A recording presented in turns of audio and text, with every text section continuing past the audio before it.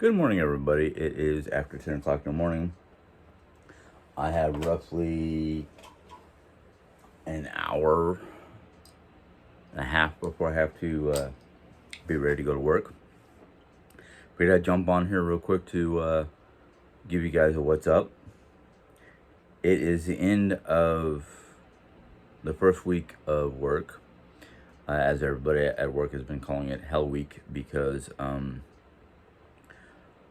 was the week that it was considered orientation week, where literally everybody and anybody is coming to the food court to get food, and it's basically controlled chaos. I think it's just pure chaos, but that's me in my opinion. Excuse me. My body has been put through the ringer this week. And I think that's why everybody calls it Hell Week, because at the end of the day, everybody's just exhausted and tired and ready to go home. And the hours are not the normal hours that we would be working starting next week. Next week is basically 7 in the morning to 3 o'clock at night, which I don't mind those hours because that means I don't have to wake up at 5 o'clock in the morning to be at work by 6. It means I can wake up at 5:30, spend some time with Jerry over coffee before I have to go to work, and do all the running around. Basically it's just wake up, have a cup of coffee. I can either grab a bite to eat here at the house, or I can grab something at work once I get there. So it's one of those things where I have to look at the good over the bad, because I don't know how it's going to be for me next week. We did not do any of the gyros or anything that I normally serve. I get to basically start that on Monday. This week was I'm basically sharing a space with our pizzeria, and our pizzeria got some good food. Mini, like, personal pan sized pizzas, pasta bowls, or pasta bakes as we call them,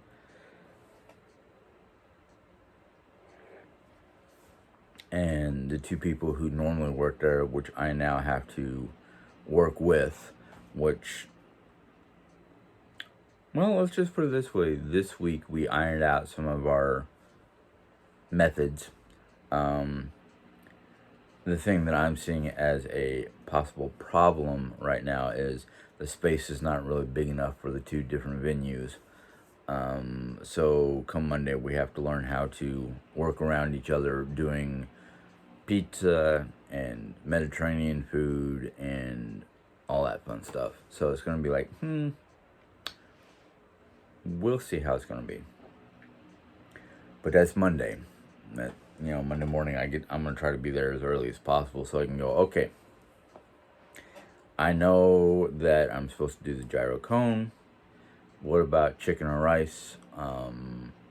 As well as the toppings and all the other good stuff. Because, like I said, the pizza as it was before they put me in that, to work with them, they barely had enough space for their stuff. Luckily, most of the stuff that I use, they also use, except for lettuce. And the Mediterranean salads I'm going to have to put in play, as well as hummus and tzatziki. Yeah. So we'll get that ironed out,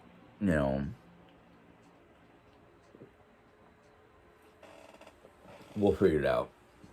So, yeah, that's going to be the fun part, is getting all that set up.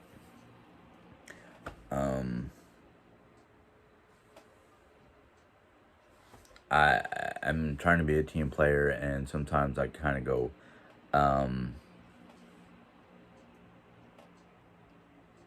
what am I supposed to be doing? Not that I don't know what I'm supposed to be doing. It's just with this new setup and whatnot, it's going to probably take at least a good week to get it all hammered out. And I was hoping to be able to get that done before Monday, but this is the way it is, and this is what I got to deal with. And, you know, this week, because of we're doing dinner instead of just lunch, normally we close down about 2 p.m. and have an hour to clean up and deal with what's left. You know, it's one of those, like, I don't know. I'm just trying to do my best to make it through the day. But tomorrow is Saturday, and I have a feeling come Saturday, I'm going to have to do, you know, a lot of... Well, I have a feeling Saturday is going to be one of the days where Jerry's going to be like, you worked a hard week. Do what you know, let me know what you feel like you can do, and we'll try to work around that.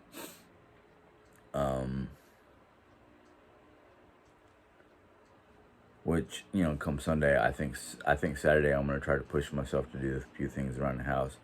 And then come Sunday, I'm just going to relax. You know, just chill. Do, you know, light stuff, maybe finish up laundry and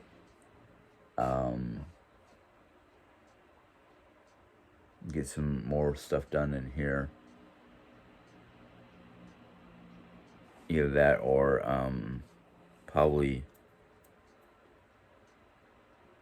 get the Goodwill stuff to Goodwill and the cardboard and whatnot to recycling.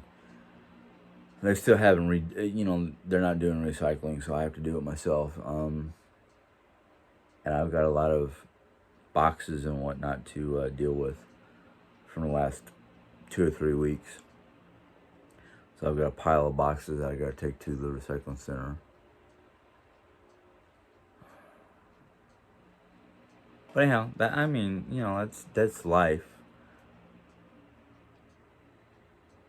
Jay and I were talking the other day, or actually this morning, about camping life. You know, if we start camping or whatever, there's a lot of things that we have to deal with between Mom and us, and, you know, finances, and just a lot of different things to, you know, look at for the future. Because like I told Mom, now I didn't talk to Jerry about this, but what I told Mom was, if Mom had like a smaller house, you know, big enough house for her, even when we were here boondocking or whatever, we can always plug into the house power and water, and, you know, pay her some money for just usage of her electricity and utilities. But Mom was saying that if we were to permanently go camping, like we're permanent campers, like permanent 24/7, 365, just traveling around doing whatever, and then coming to Rolla every so often to check on her. She was talking about moving into a retirement community where, you know, she would have those services, that if she needed anything, that she can always buzz the front desk or office or whatever you want to call it. So it's kind of like, okay, you know, it's one thing that we have to sit down and talk about stuff, because towards the end of the summer it started getting a little rough financially. And I know part of it is we spent a lot of extra money for Jerry's birthday, and then extra money for our anniversary. So I know that's on us. And, you know, we now have to pay off some credit cards that we said we weren't going to use, and, you know, just little things. Nothing heavy duty, not like we, put ourselves back into the 5-digit, you know, debt or whatever you want to call it. Of course, our person would love to go to a debt consolidator to help us consolidate the debts into one big bill or one decent sized bill.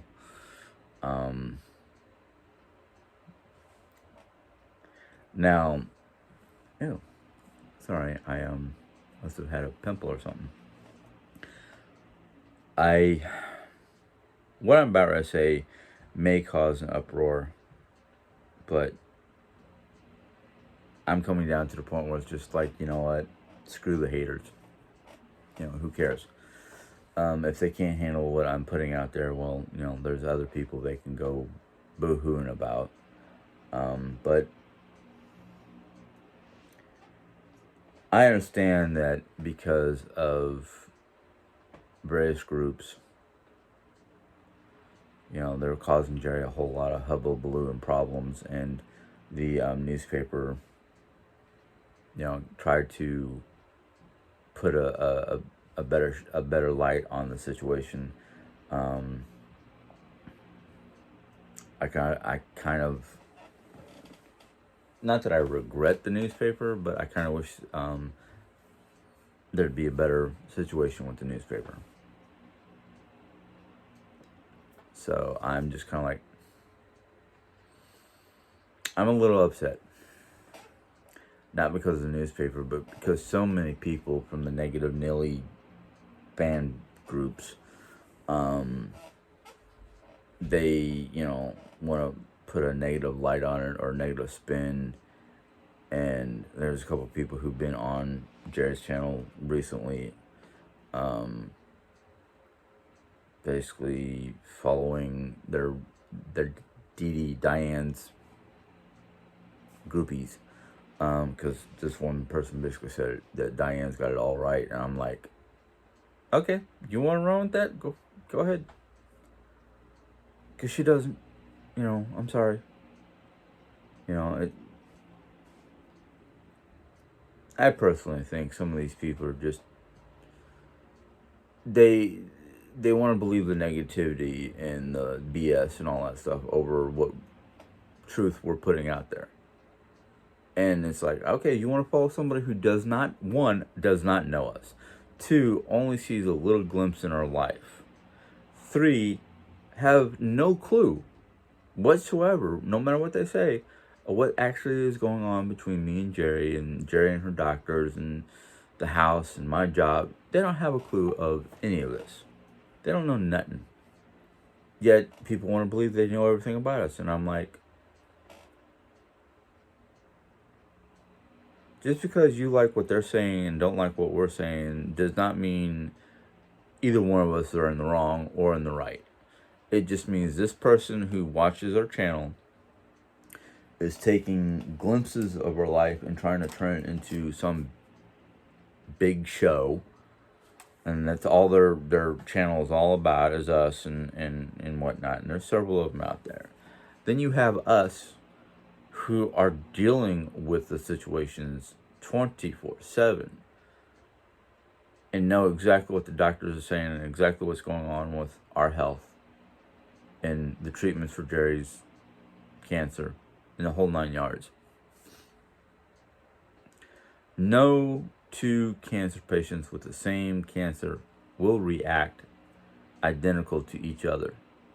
One person who will hear cancer and having to go through all these treatments and having to be bothered by the doctors and the radiation treatments and the chemo treatments and the immunotherapy and traveling all over the state to see various doctors because they're not. We live in a small town. We've got mercy. But if you need a serious medical treatment such as cancer, it is most likely you're going to get transported to, depending on your insurance. Like we have Medicaid. I don't want to say thanks to anything, but we have Medicaid due to our situation, and that's what the doctors helped us get, Medicaid. We go to Mercy. Jerry had to go all the way to St. Louis for a surgery to remove a tumor on her leg and have that patched up with some sort of packing material. I don't know if I don't know exactly what it was. A metal plate, a rod, and several different pins throughout her leg, her femur. And they want to go, oh, it was all fake. They hired somebody to act like a doctor.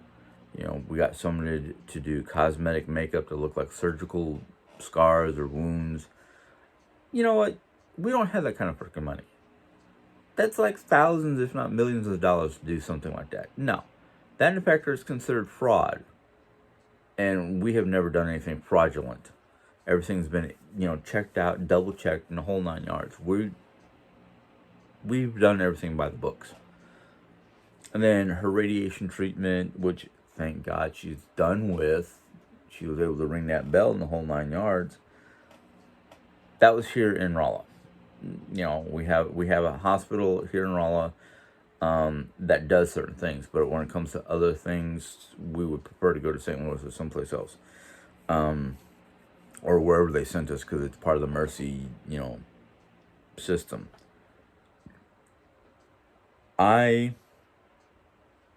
Yes, when the whole situation blew up and became an issue medically, before the naysayers had jumped on their bandwagon, I didn't know how to handle it. I was confused. I was not really well versed in anything of this nature. That, in fact, I had a lot of flashbacks to, when my father was in the hospital before he passed away from diabetes. I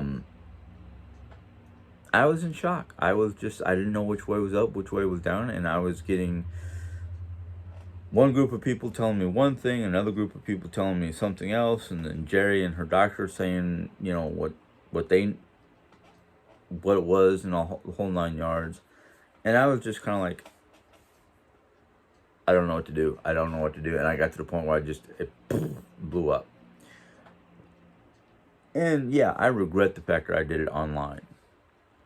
I should have just recorded it and let it go. But no, I put it out there. And that's my bad. That's me, me not knowing which way to go, but just trying to get it out off my shoulders, basically. And that blew up the whole bandwagon with the naysayers and whatnot. And I'm like, okay, first off, you're all taking it out of context. That was my first problem. Too many people trying to take it out of context. The other problem was too many people trying to tell me to do something that I knew in my heart of hearts was wrong, which was to either drop her off at a care facility, or the worst one was certain people telling me to get a divorce. And I'm like, no. First off, as a Christian, I would never divorce. That's a big no-no in my book. Second off, I made certain vows, even though I did not know how to handle certain things. But I made vows when we got married. And I'm one of these old school, very honest type. I made a promise. I took vows in the eyes of God, as well as my family, or our families. I'm not gonna break those. No. There are times where, yeah, I could be a numbskull. There are times I could be like, oh, she's cute. That's about it. I have wandering eye, but I will never cheat. I would never do anything that would be breaking any of those vows. And I'm pretty sure you can ask just about any guy, and either they're going to deny it and be lying, or they're going to be like, yeah, of course I checked her out. She was good looking, That's a guy thing. I'm pretty sure there are women out there. In fact, my sister-in-laws are about the same way. They'll check out a hot guy and, make comments and whatnot, but they won't go straying off the marriage path.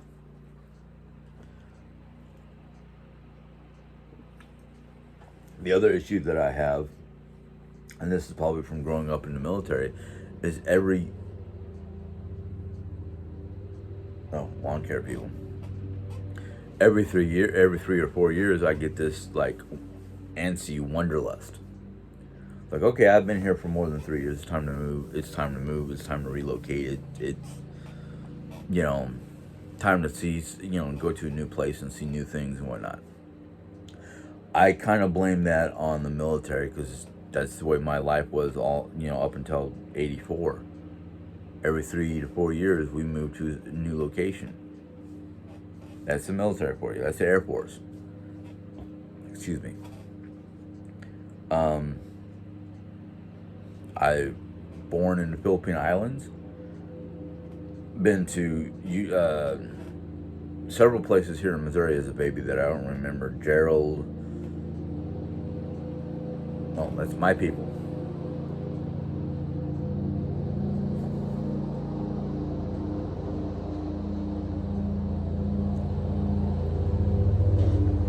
Yeah, they're up close.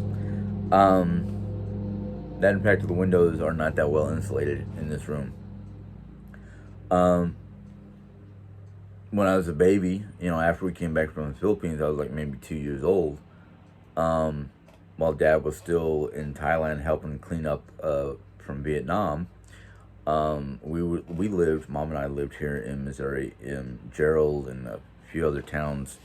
Can't remember which ones that she remembered, or she told me. But then the places that I remember, because I can remember those places: Tucson, Arizona; Little Rock, Arkansas; Han Air Force Base, West Germany, before the reunification, and then Dad retired in Phoenix. So I've been around. And then, of course, my own personal travels has been to, like, Yellowstone National Park, which would be, technically it would be Wyoming, because only a small percentage is in Montana and then a small percentage in Idaho. But, then, of course, here in Missouri, we lived in Dixon, St. James, Rolla, and then met Jerry Ann online, and after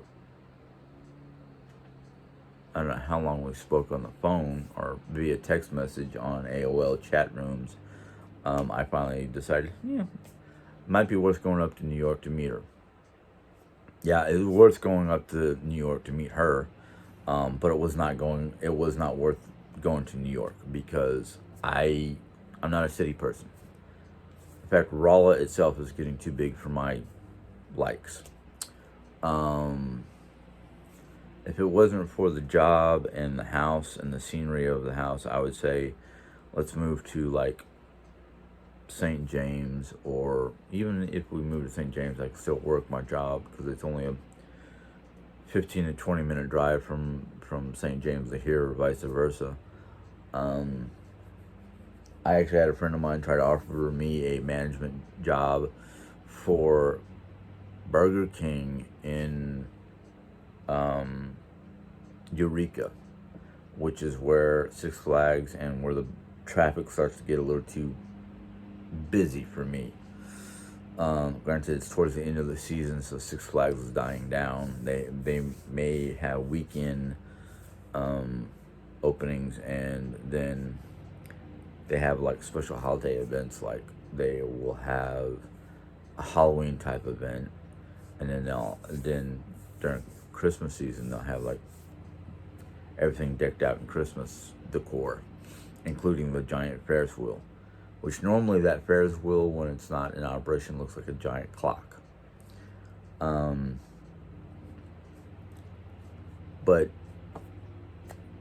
I'm not that hard I might be hard to understand because sometimes I slur my words or just have difficulty with words. That's part of my learning disability. Yes, I have a learning disability. But I'm not, I'm not behind the times or too slow for educational purposes. Of course, according to the military, I was slow and dumb, but according to outside of the military, once my dad retired and we got to regular schools, they were like, "Oh no, he's not slow or dumb. It's a combination of, hyperactivity, attention deficit disorder, and dyslexia." Didn't know what those meant at the time, but when I learned about them, I went, "Okay, we'll work around those." The benefit of some of my learning disabilities, I can read words upside down and backwards. I can figure them out pretty easily. At least I used to back then. Nowadays, it's just kind of like, okay, you know. As for my dyslexia, I figured out what the problem was. I mean, with the help of my teachers, I figured out what it was is because of my hyperactivity. Sometimes my brain either removes a letter or adds a letter, so it looks like a totally different word. And if it's a word that I'm not used to or have not dealt with before, I'll have some difficulties. Yes, but I learned to work with it. I've learned to work around it. I don't use it for a crutch. I don't use it as, oh, I can't deal with this because of my learning disability. No. In fact, because of my knowledge of my learning disability, I take it as a challenge. And I love to take challenges because it's an educational challenge. And this sounds like or looks like something very important or it's something I'm interested in. So let's figure it out. That's how I take it. I don't try to let it slow me down. No.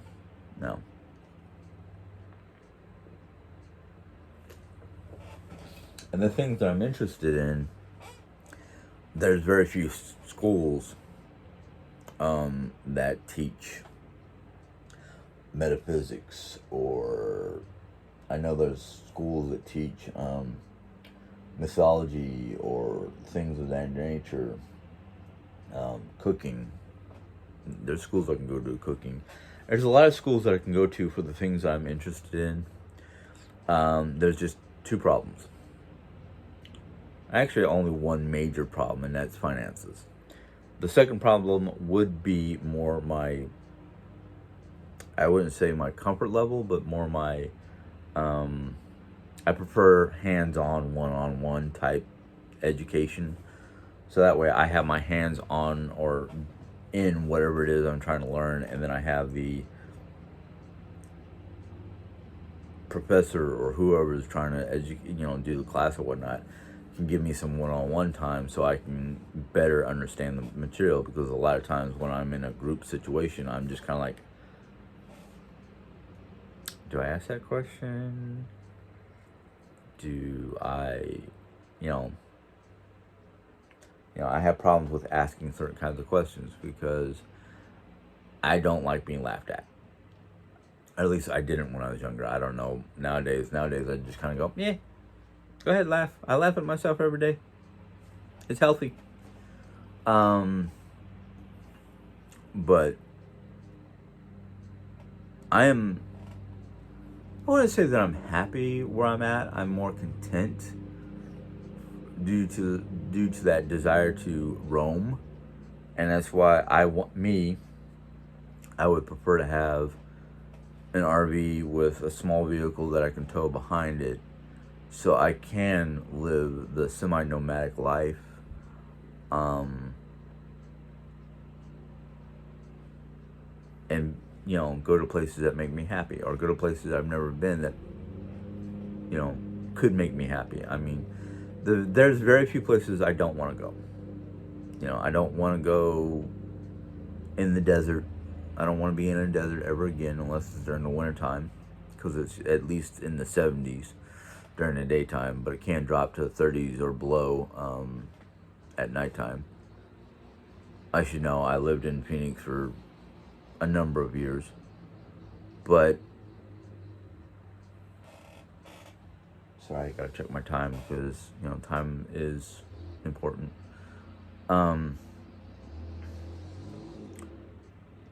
I think what I would do if I was nomadic would be like during the wintertime I'd go south, like Texas, Arizona, New Mexico. Don't know if I'd ever go near Florida or any of those places in the deep south, because I don't know. The only thing that's down there that might be semi interesting, but not exactly something I want to deal with, is the Everglades. You know,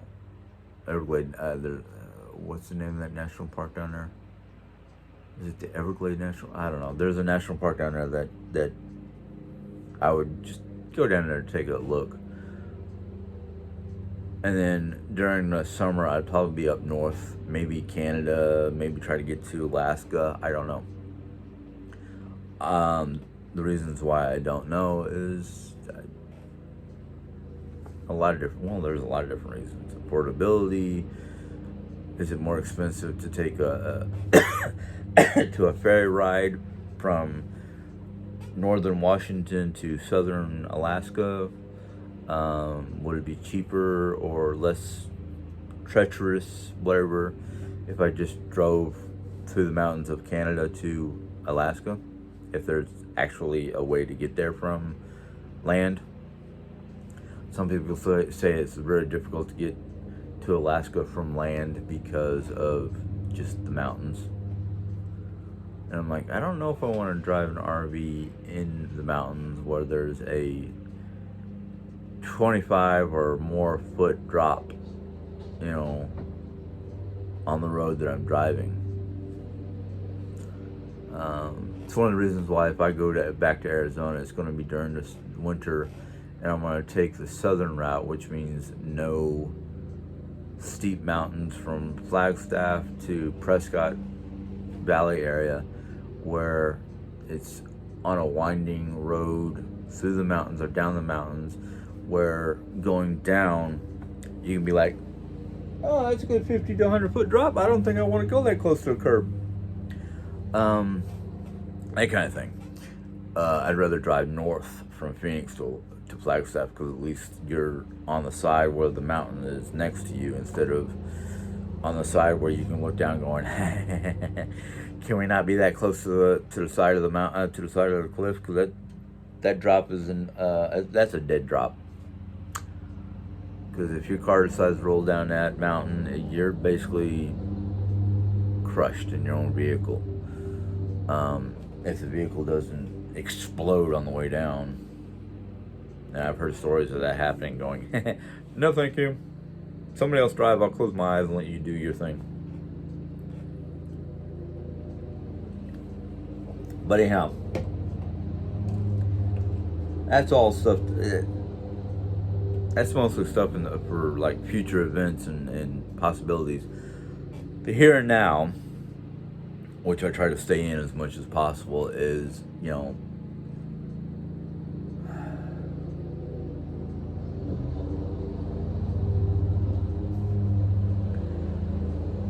without being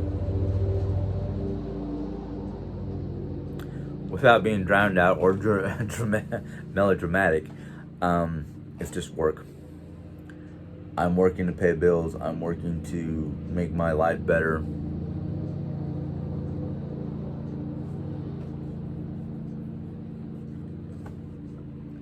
Trying to make my life a little bit more peaceful. That's why if I ever get the money, these windows, which are the original windows and have cracks in them, are going to get replaced by Anderson windows, because I want this room to be whatever temperature the house is set at, not the boiling hot heat coming from outside. That and the fact, it will help drown out sounds from outside, so I don't hear my lawnmower. It sounds like it's right behind me instead of outside. But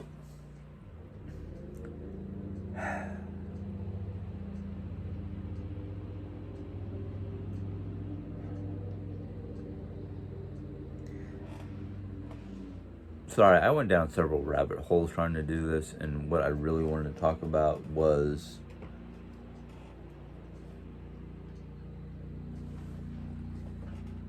okay, 10:45. The situation with, I gotta reset that. This whole situation between the naysayers from Dee Dee, Diane, whatever her name is, and Josie Z, and yes, I'm putting their names out there and for people to go run to look at and see how ridiculous they are. And if you don't think they're ridiculous, that's fine and dandy. That's your opinion, but don't buy into them. Don't buy into their hooey. I mean, they can spew whatever they want. That's their choice. But if you're not coming directly to hear it from the horse's mouth, you're not getting the truth. And if you go to them and listen to them first and foremost before you come to listen to us, they're great at convincing people that we are con artists, we're liars, we're manipulators, we're cheats. I've heard it all. I've heard it all. The thing is, none of them out there can come to you with the proof of what we're saying. They'll sit there and go like Josie Z. At one point in time, when my wife's friend Lisa was visiting, Josie Z basically said that she has photographic proof that both Jerry Ann and Lisa were walking around town. And I went, I don't see how it's possible when, first off, Jerry Ann's laid up in bed. She can't put any pressure on that leg yet. Doctors say stay in bed.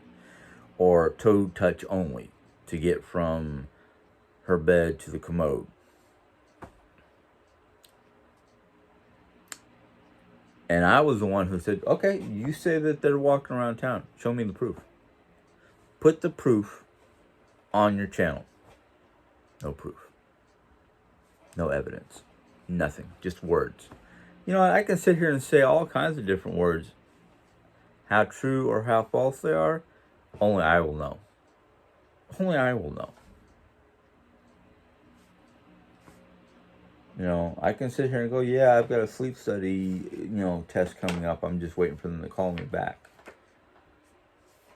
I'm the only one that knows when it will happen once I get that information.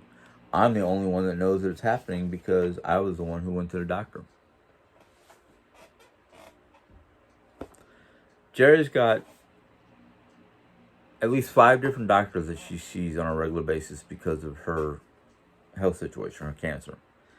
I have my primary, my podiatrist,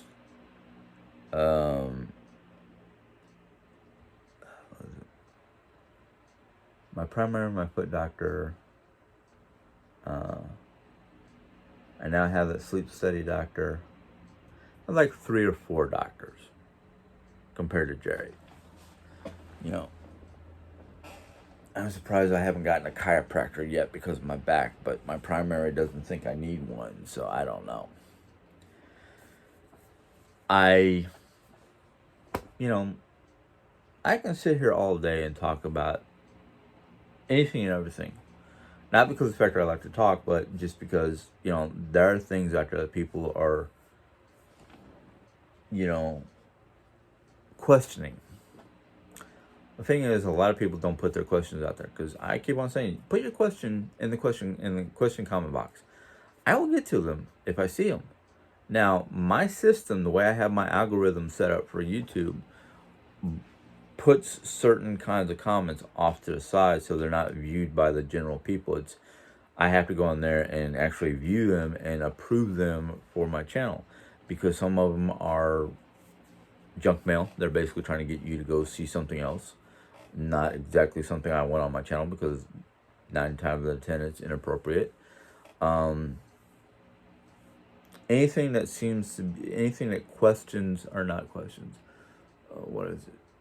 The way certain sentences are formed, sometimes my algorithm will think that they're a .com and put it into my review section. Because I've had a couple people that are really, really good people that I put the comments back on the channel. That, their sentence will end with a certain phrase, with the period, and then the first letter or first word looks like a .com. And my algorithm kind of goes, we're going to set this off to the side. But then there are other comments that I've seen that are just pure gobbledygook, or not gobbledygook, pure arrogant, hostile. I don't accept that kind of stuff. I'm not here being hostile with you guys. There's no reason for anybody to be hostile towards me.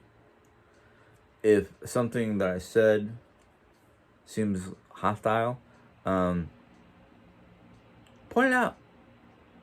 Point it out. Sit there and go, this particular spot, this particular phrase, seemed hostile.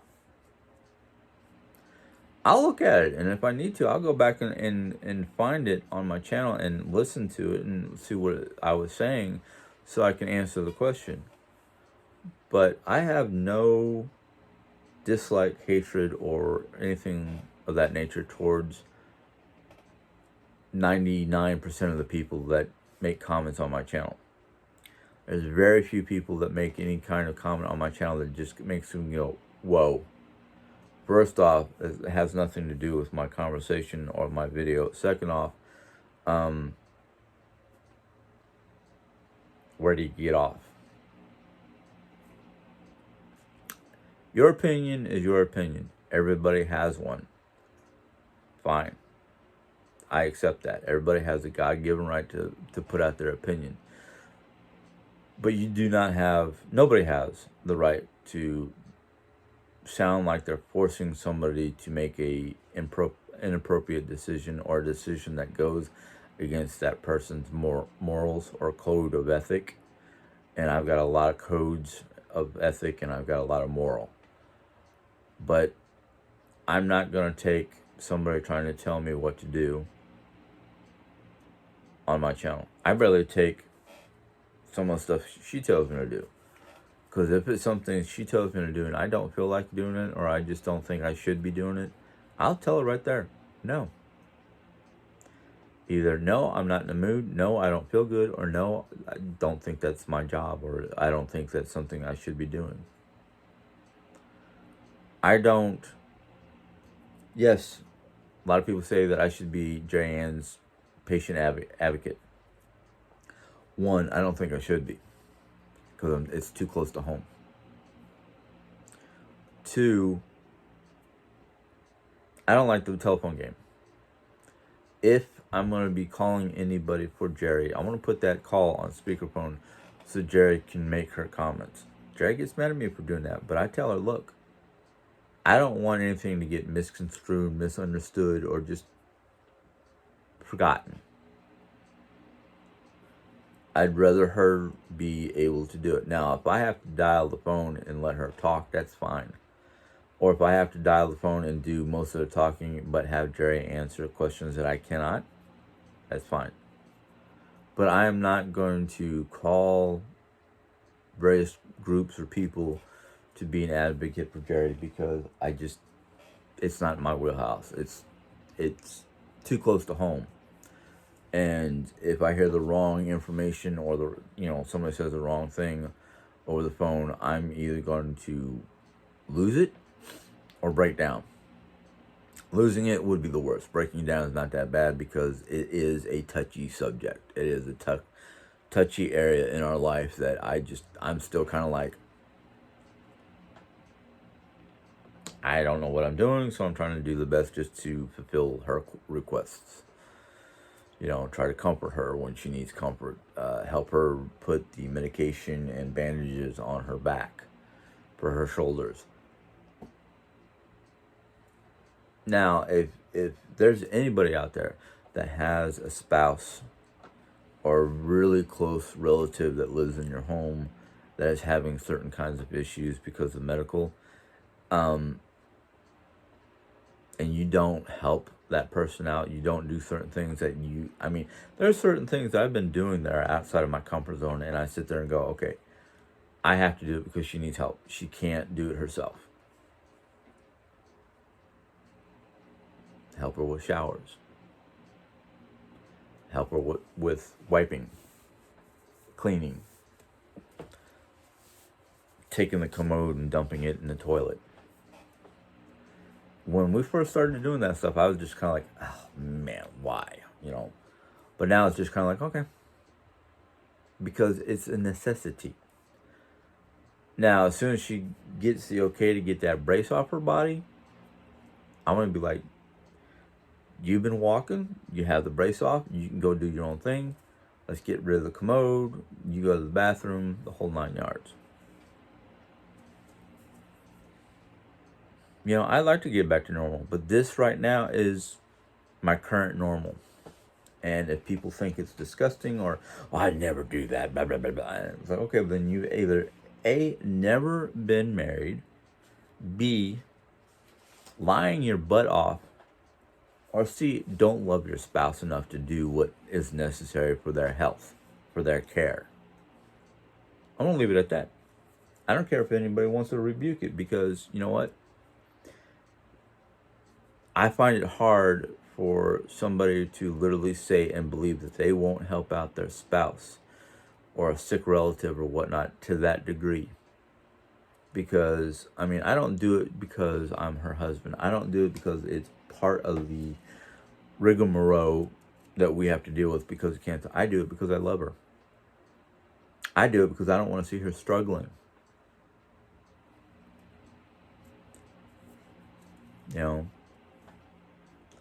Her commode I have sprays to spray in the commode before I fill it with water.